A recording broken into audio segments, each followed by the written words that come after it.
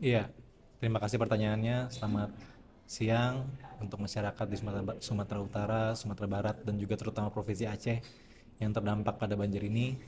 Hari ini sidang pertama yaitu pemeriksaan perkara, terutama fokusnya pada perubahan atau revisi pada gugatan. Jadi ada beberapa poin yang harus diubah dan akan saya akomodir dalam gugatan ini pada sidang berikutnya pada tanggal 22 Desember 2025. Yang pertama terkait dengan kewenangan dari PT UN, kedua terkait dengan tindakan pemerintah yang tidak menetapkan bencana nasional, peristiwa ini sebagai bencana nasional, yang keempat terkait dengan posita gugatan, dan kelima terkait dengan isi petitum gugatan. Ada penambahan dari saran-saran yang disampaikan oleh Majelis Hakim, terutama dari Ketua Pengadilan Tun Jakarta. Itu. Isi petitum awalnya apa? Isi petitum awalnya hanya ingin pertama mengabulkan gugatan untuk seluruhnya, kedua menetapkan peristiwa banjir di tiga provinsi ini sebagai bencana nasional, tapi ada penambahan terkait dengan harus menetapkan bahwa tindakan pemerintah tidak menetapkan sebagai bencana nasional itu sebagai tindakan yang melawan hukum. Itu saja. Saya mendorong Bang Arjana gitu untuk membuat gugatan ini kepada presiden, dan ini kan presiden, mengapa sebegitu berani? Ya, terkait gugatan ini tidak ada tendensi lain, tendensi khusus. Ini murni sebagai hati nurani saya dan juga masyarakat supaya mereka merasa terwakili bahwa ada warga negara lain yang ikut merasakan penderitaan mereka. Itu yang pertama. Yang kedua, ini juga sebagai masukan kepada pemerintah bahwa bencana nasional ini sebenarnya menurut saya adalah bencana yang sifatnya bukan hidrometeorologi tapi antropogenik karena adanya kelalaian dari manusia sehingga banjir yang terjadi itu begitu masif dan bisa menghabiskan begitu banyak harta benda dan menghilangkan ribuan nyawa yang tidak bersalah.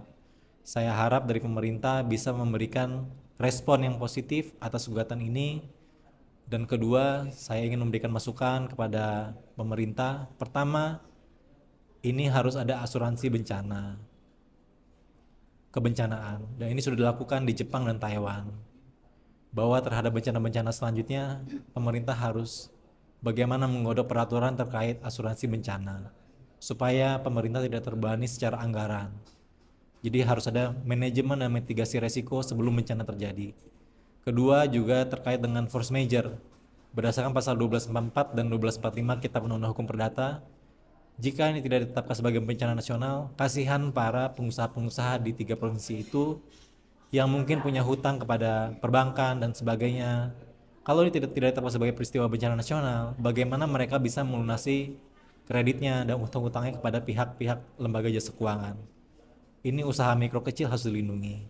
Yang ketiga terkait dengan prinsip ESG atau Environmental Social Governance, bahwa kedepannya korporasi-korporasi harus menerapkan ESG di dalam perjalanan atau aktivitas bisnisnya, harus menerapkan prinsip-prinsip lingkungan yang baik. Tidak cukup hanya memiliki AMDAL, tapi harus punya prinsip-prinsip ESG dalam melakukan tindakan-tindakan korporasi. Itu yang ketiga. Yang terakhir, saya harap dari pemerintah Pak Prabowo, saya adalah warga negara yang kebetulan saja berprofesi advokat. Saya juga merah putih seperti Bapak Prabowo. Saya sangat menghormati dan menyayangi Pak Prabowo. Saya tahu Pak Prabowo sangat lelah, sangat capek, beserta juga para perwakilan daerah, para gubernur, wali kota, bupati. Tapi saya harap dengan gugatan ini bukan untuk menyerang pemerintah, tapi untuk memberikan masukan kepada pemerintah bahwa bencana yang di Indonesia ini adalah bencana yang antropogenik yang harusnya bisa diantisipasi dari awal. Dan saya harap masyarakat bisa bertahan, dan saya yakin melalui gugatan ini bantuan-bantuan dari pemerintah pusat akan datang dan status akan segera ditetapkan sebagai bencana nasional. Terima kasih. Mas, satu lagi tadi, Mas kan menggugat empat pihak ya. Iya. Dalam persidangan hari ini keempat pihak itu hadir.